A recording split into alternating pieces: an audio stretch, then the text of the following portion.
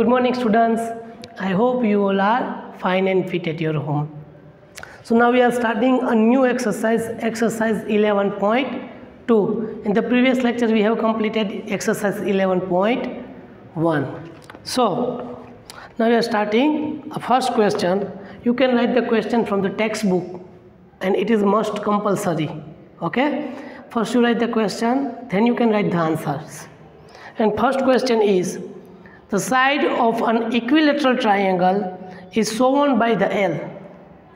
Express the perimeter of the equilateral triangle using L. बताया इस तरह गया है कि भाई आपके पास एक इक्विलेटरल ट्राइंगल है इस तरह से ए बी एंड सी. पहली बात ये पता है कि इक्विलेटरल ट्राइंगल जो होता है, मैंने आपको पढ़ा दिया है, उसकी सभी साइड सेम मेज़रमेंट की होती है. कैसी होती है? सेम मेज़रमेंट की. सो यहाँ पे क्या होगा? ए बी एल होगा, ए बी एल और A B L, because of the equilateral triangle have a same side of length. So we can write here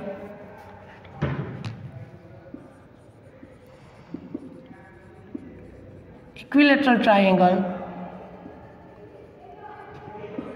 have same length of side, so that perimeter of triangle ABC is equal to AB plus BC plus CA. Perimeter वाला chapter हमने completely पढ़ लिया है. The measurement of the edge of close figure, the measurement of the edge of enclosed figure. अब यहाँ पे A B B C और सी ए तीनों का मेजरमेंट कैसा है? सेम टू सेम है. कितना है? क्वेश्चन में बता दिया है, एल जितना. So we can write here L plus L plus L. So L plus L plus L is equal to 3L. कितना है? 3L. सो हम लिख सकते हैं the perimeter of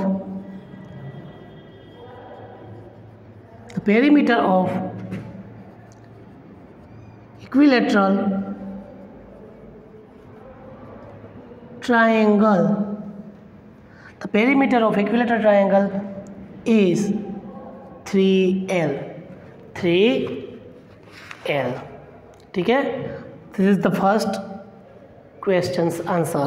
Now the second one is the side of the regular hexagon. The regular hexagon, it means जिस तरह से equilateral triangle है ना, it is a one kind of the regular triangle. The equilateral triangle is a one kind of regular triangle. मतलब कि जिसकी side same to same है, सभी साइड का मेजरमेंट सेम रहता है, वैसे पॉलीगॉन को हम रेगुलर पॉलीगॉन बोलते हैं. अगर वो ट्राइंगल है तो रेगुलर ट्राइंगल, क्वाड्रिलेटरल है तो रेगुलर क्वाड्रिलेटरल, पेंटागोन है तो रेगुलर पेंटागोन, हेक्सागोन हो तो रेगुलर हेक्सागोन. मतलब ऐसा पॉलीगॉन जिसकी सभी साइड सेम मेजरमेंट की रहती है, length of all side are equal, that is called regular. So बताया क्या गया है? The side of regular hexagon. तो first we do the hexagon.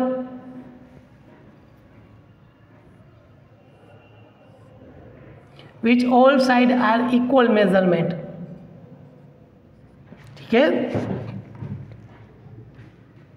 And its side denoted by L. Express the perimeter of hexagon using L. So पहले तो हमने लिखा उसी तरह कि regular hexagon have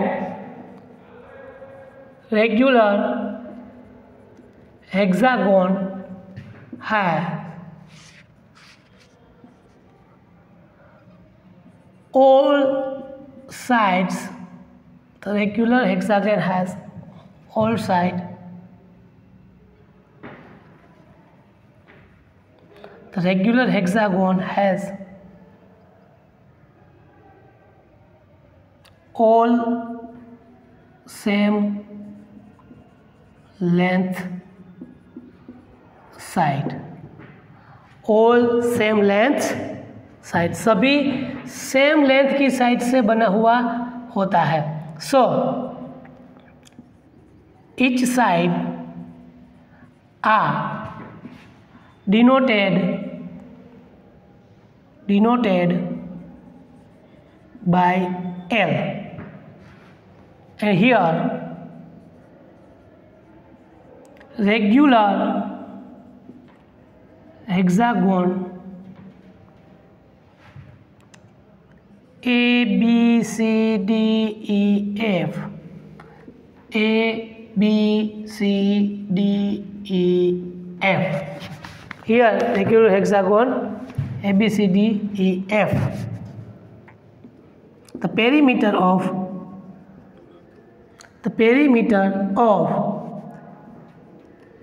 hexagon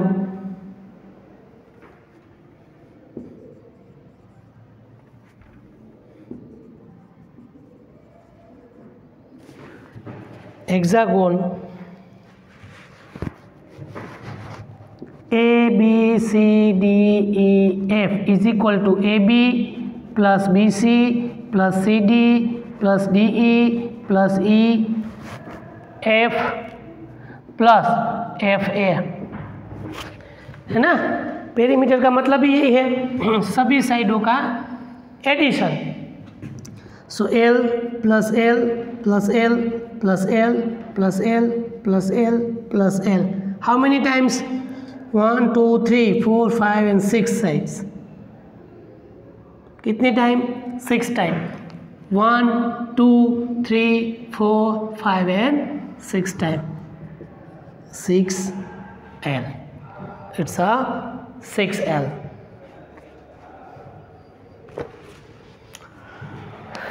Now the third one, a cube is a three-dimensional figure. A cube is a three-dimensional figure. You know that very well.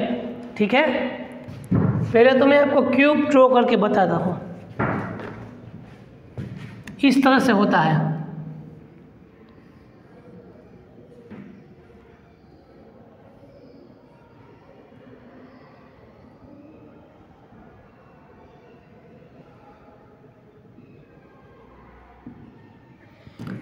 This is the cube, and cube has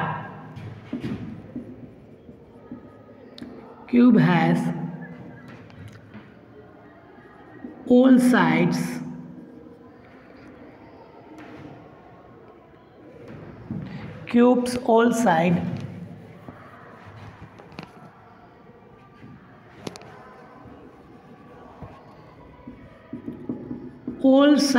of cube are same length. If side नहीं, as, क्योंकि यहाँ पे जब हम किसी की बात 3D में करते हैं, 3 डायमेंशन में, तब यहाँ पे हमें एजिस मिलती है। क्या मिलती है? Edge surface and vertex have a part of the solid. So here this one is the first edge, second, third, fourth, and cube has how many edges? 1 2 3 4 5 6 7 8 9 10 11 12 edges. Each edge length denoted by L.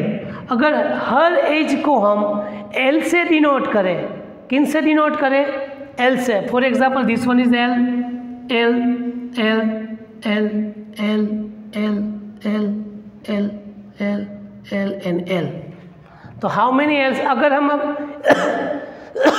इन सब का अगर मुझे अब perimeters चाहिए.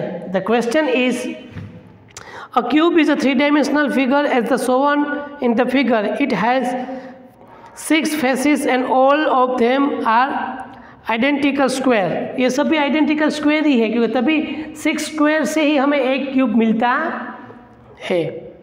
The length of the edge of the cube is given by L. Find the formula for the total length of edge. So total length of edge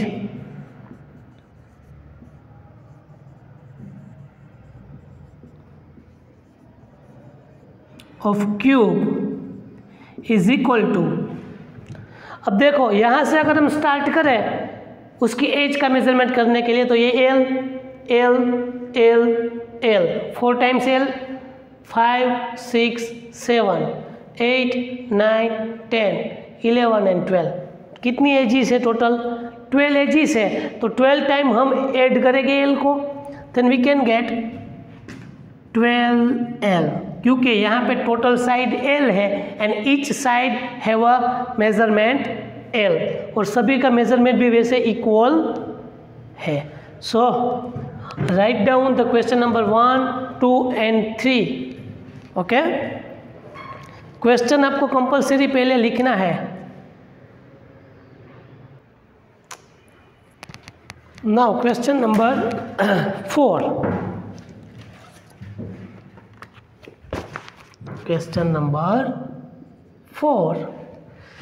The diameter of the circle is the line which joins 2 points on the circle and also passes through the center of the circle. This chapter already have we learned in the previous semester. If we draw a circle and this one is the center of the circle, इसके बाद का जो chapter है उसमें भी हमें circle draw करना है प्रैक्टिकल जियोमेट्री में, तभी भी आपको मालूम पड़ेगा कि यहाँ पे एक डायामीटर ड्रॉ किया गया है AB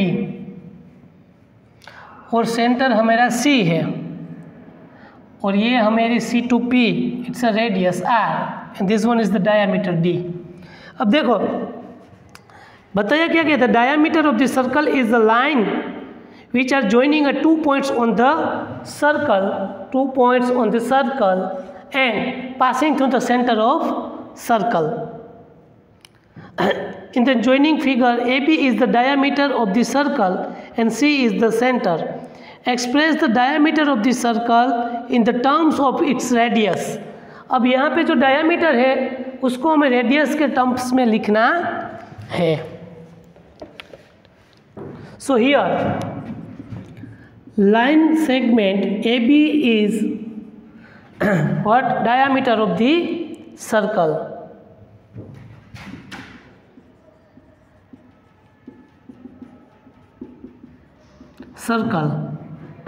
Which are passing through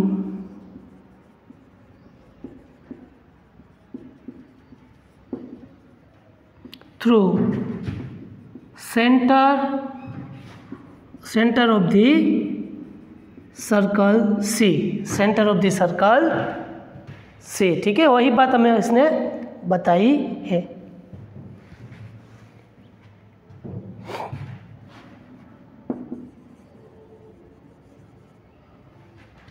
अब it means AB is equal to D, D is equal to diameter, D is equal to diameter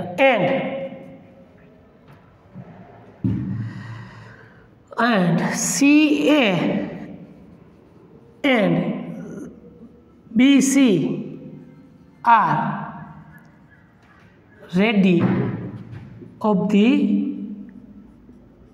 circle। ये हमारी रेडियस है, ready of the circle, and it is denoted by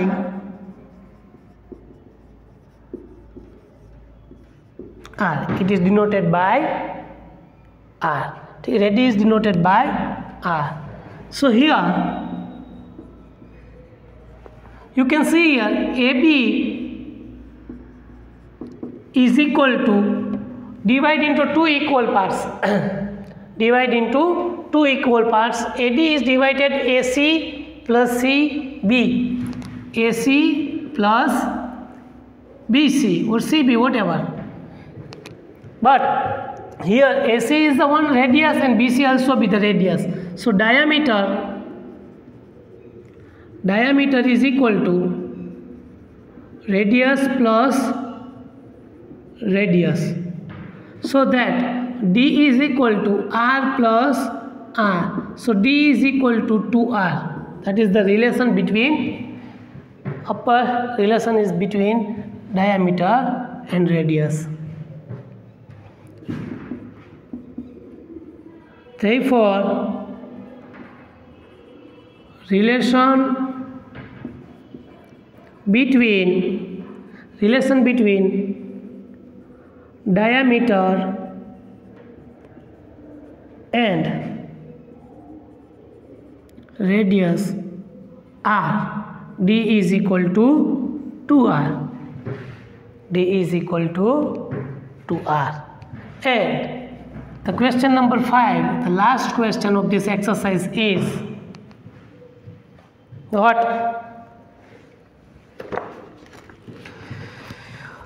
To find the sum of three numbers 14, 27 and 30, we can have a two ways. अगर कोई तीन number को हमें एक दूसरे में एडिशन करना है तो हमारे पास दो रास्ते हैं. कैसे? तो कहते first way is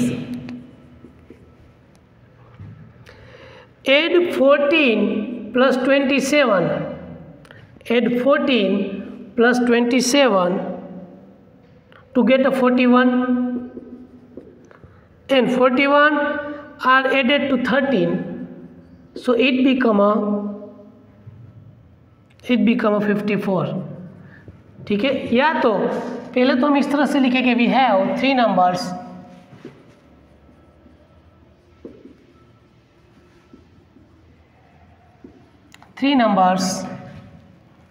which one? 14, 27 and 13.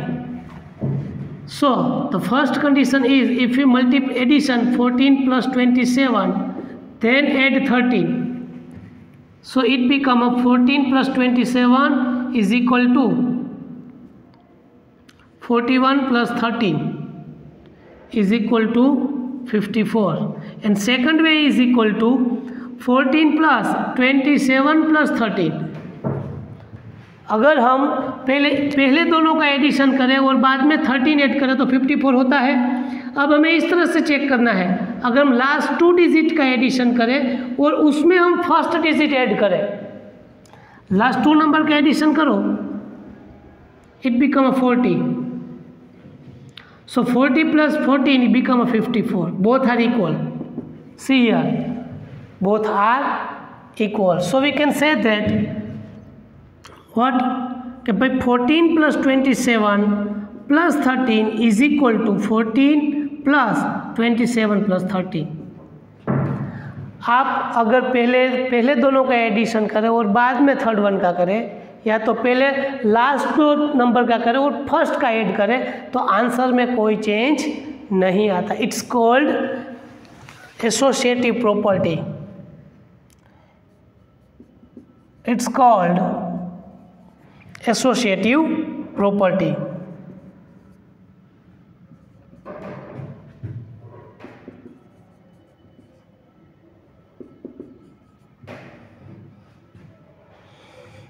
And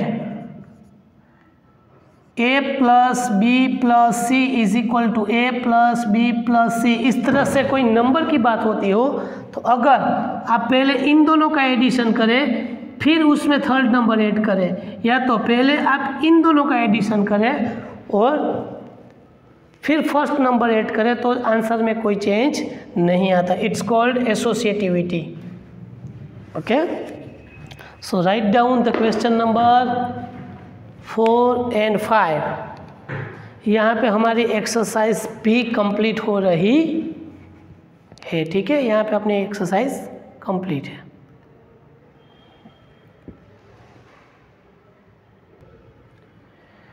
चलो, एक्सप्रेशन विद वेरिएबल्स. अब हमने वेरिएबल्स तो समझ लिया कि वेरिएबल्स क्या होते हैं. Variables it's one kind of the alphabet which value is not fix, है ना, जिसकी वैल्यू फिक्स नहीं होती. हाँ, वैल्यू होती है. फॉर एग्जांपल मैं बात करूँ x, y, z, t, p, q, a, b, c, इन सब की this all are the variables. It has value but not fixed. इसकी वैल्यू होती है पर फिक्स नहीं होती है ना। इसके पास जो वैल्यू तो कुछ ना कुछ वैल्यू होगी इसकी, बट वो वैल्यू फिक्स नहीं होती। कभी x की वैल्यू ये आती है, कभी x की वैल्यू दूसरी आती है, कभी तीसरी आती है, चेंज होती रहती है। ठीक है, तो हमने ये तो बात समझ ली वेरिएबल्स के भाई सभी में अलग अलग कंडीशन में उसकी चेंज वैल्यू होती है। फॉर एग्जांपल हमने सीखा था कि ट्रायंगल के लिए 3l होता है, ठीक है, हेक्सागोन के लिए 6l होता है, स्क्वायर के लिए 4l होता है। तो यहाँ पे according to the length l की वैल्यू चेंज होती जाती है। तो कुछ ना कुछ वैल्यू मिलेगी, पर कैसी मिलेगी? डिफरेंट मिलेगी। अब उसी वैल्यू को, उसी वेरिएबल्स को हमें एक्सप्रेस करना है। क्या करना है? दिखाना है। उसी वेरिएबल को हमें एक्सप्रेस करना है, दिखाना है अच्छी तरह से फॉर्म करके। कैसे? कि भाई मेरे पास कोई इस तरह से टर्म हो कि भाई पहले हम लिखिए, एक्सप्रेशन लिखते हैं उसका।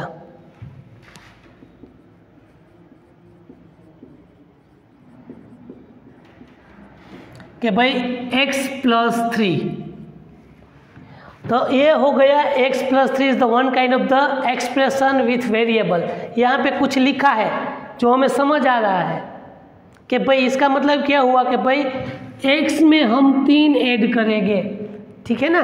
तो वही चीज़ हमें लिखनी है हाउ फॉर्म में।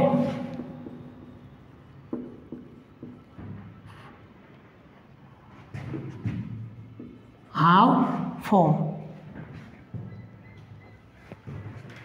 अब इसको क्या बोलेंगे कि भाई हाउ फॉर्म मतलब कैसे बना, x + 3 कैसे बना। तो आपको भी समझ आना चाहिए ना कि आपने जो लिखा है वो एक्चुअली में क्या है। कोई भी वेरिएबल के साथ आप कांस्टेंट लिख रहे हो तो आपको खुद को समझ आना चाहिए कि भाई ये इसको रीड कैसे करेंगे, इसको समझना कैसे है। तो इसको हम किस तरह से रीड करेंगे कि भाई 3 added 2 x, इसका मतलब ये हो गया कि हम किसी x वैल्यू में 3 ऐड कर रहे हैं। कोई दूसरी वैल्यू लेंगे t - 7 कोई दूसरी वैल्यू हमने ली, तो हमको कैसे मालूम पड़ेगा कि ये रिलेशन क्या है, ये एक्सप्रेशन हमें क्या कहना चाहता है। तो ये हमें ऐसे कहना चाहता है कि कोई वैल्यू t में से हम 7 माइनस कर रहे हैं। अब t क्या है वो हमें मालूम नहीं है। ये समझाना ऐसे चाह रहा है हमें कि भाई कोई वैल्यू t में से हमें 7 माइनस करना है। फिर t कुछ भी हो सकता है क्योंकि t इज़ द वेरिएबल, और वेरिएबल की तो कोई भी वैल्यू हो सकती है। तो इस हिसाब से किन्हीं t की वैल्यू में से हमें 7 माइनस करना है, ये हमें ये समझा रहा है। सो हम लिखेंगे क्या? 7 सब्ट्रैक्टेड फ्रॉम t, ठीक है। अब कोई तीसरा लेते हैं 10 × a। इसका मतलब a इज़ द वेरिएबल और 10 is the constant.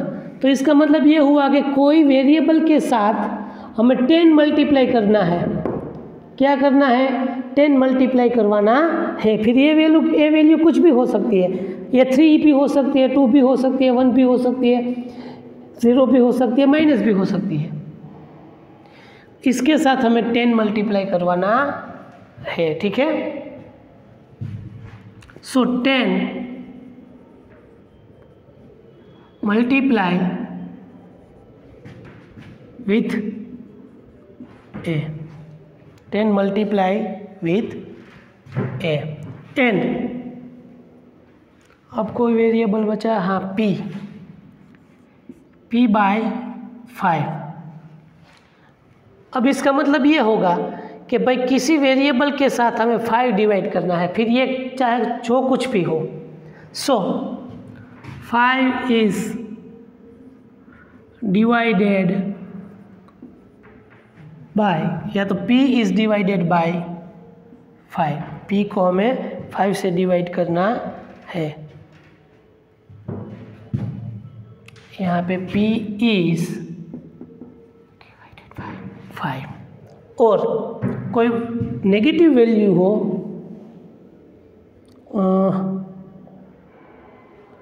y into -5 तो कोई दिक्कत नहीं है। मल्टीप्लिकेशन में क्या है -5, तो you can write here -5 multiplied with y, तो नेगेटिव के साथ ले लेना है। अगर आपको इस तरह से दिया गया हो तो आप ये लिख सकते हैं, और अगर आपको इस तरह से दिया गया हो तो आप ये लिख सकते हैं। ठीक है, अगर मैं और बात बताऊँ, आपको पहले ऐसे ही दिया गया हो इस तरह से कि भाई 12 subtracted from z, 12 subtracted from z, तो आप इसको आप एक्सप्रेशन के फॉर्म में किस तरह से लिखोगे? आपके पास वर्ड फॉर्म है, उसको आपको वेरिएबल एक्सप्रेशन के फॉर्म में लिखना है। तो 12 इज सब्ट्रैक्टेड फ्रॉम z, तो z में से 12 माइनस करना है, तो you can write z minus 12। Second कोई ऐसा एग्जांपल दिया होगा 25 added to r, 25 added to r, so you can write here r plus 25, क्योंकि 25 r में हमें ऐड करना है। The third thing is p is multiply by 16, p is multiply by 16, मतलब p को 16 से मल्टीप्लाई करना है, 16p। और last one m is divided by 8,